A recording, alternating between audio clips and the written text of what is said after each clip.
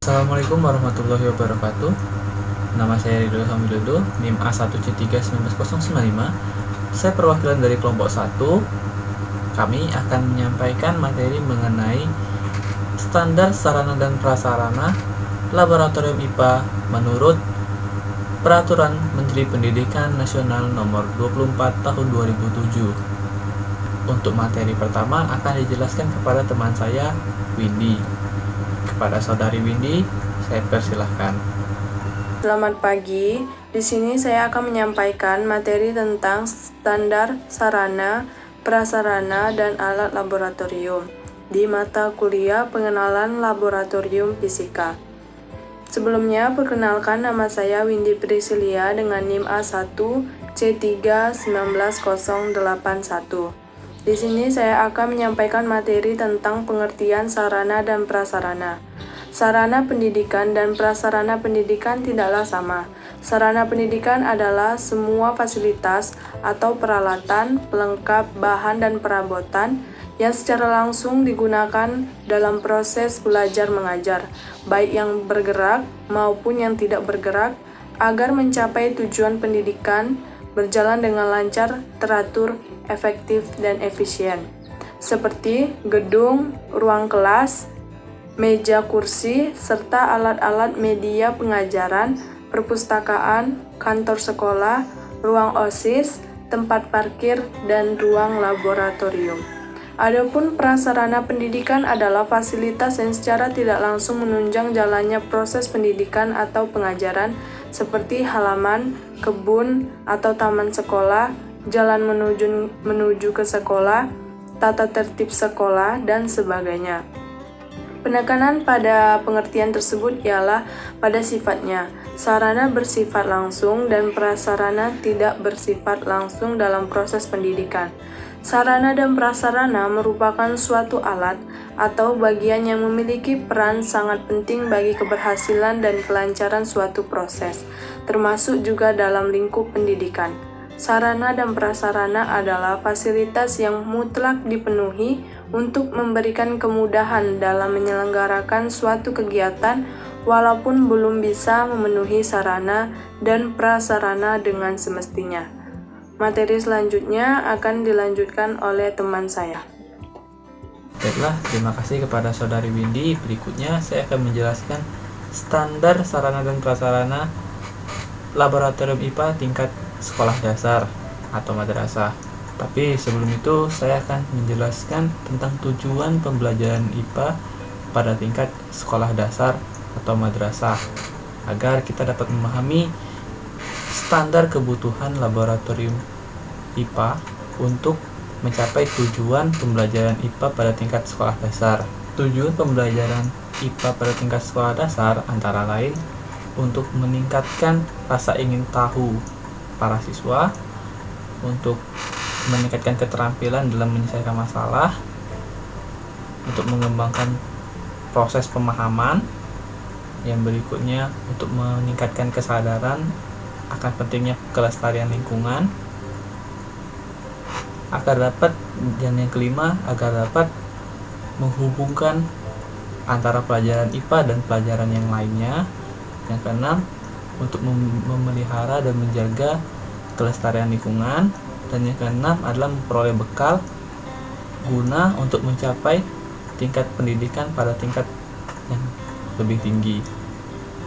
Maka dari itu Permendiknas nomor 24 tahun 2007 menetapkan standar sarana laboratorium IPA pada tingkat sekolah dasar atau madrasah harus memenuhi syarat sebagaimana yang tercantum pada tabel berikut ini.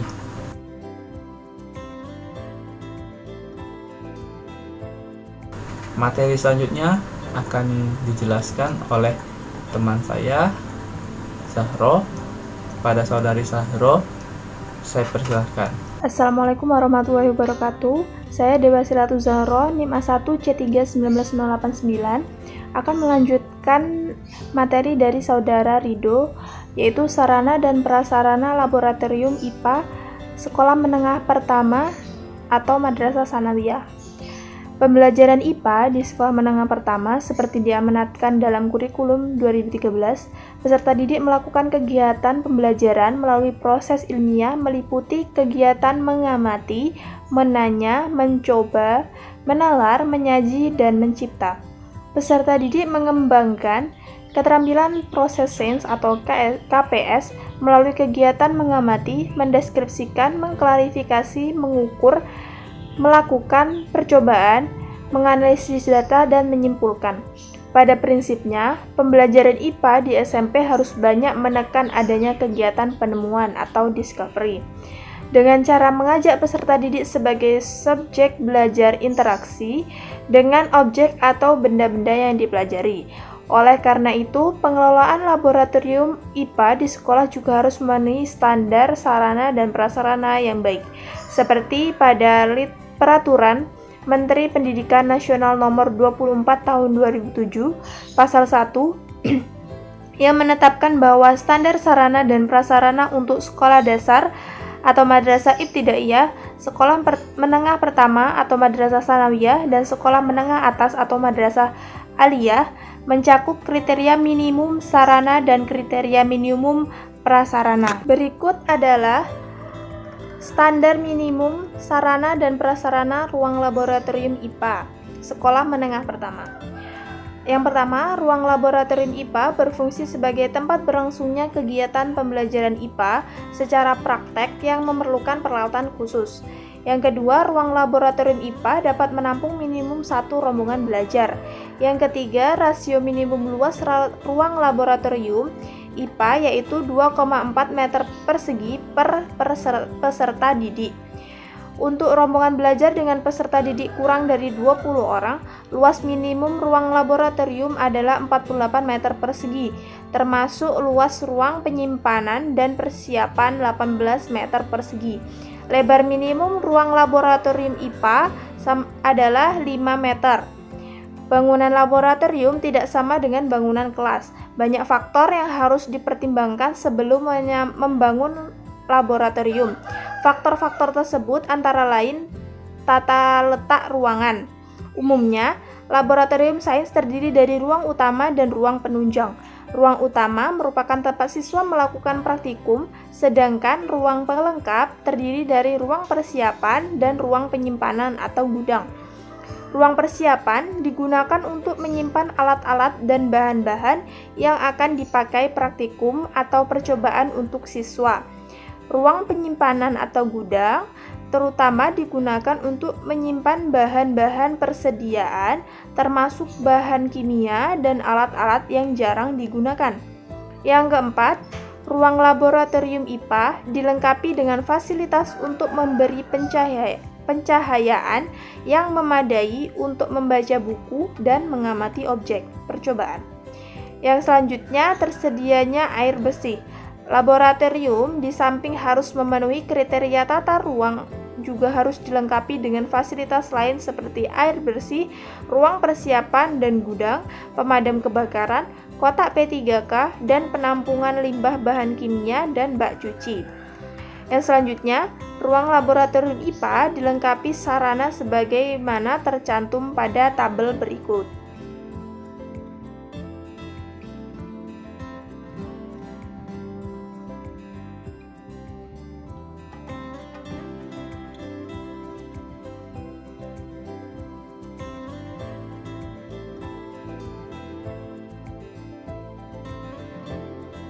Perkenalkan, nama saya Rekini Kenyawanda, NIM A1C31987.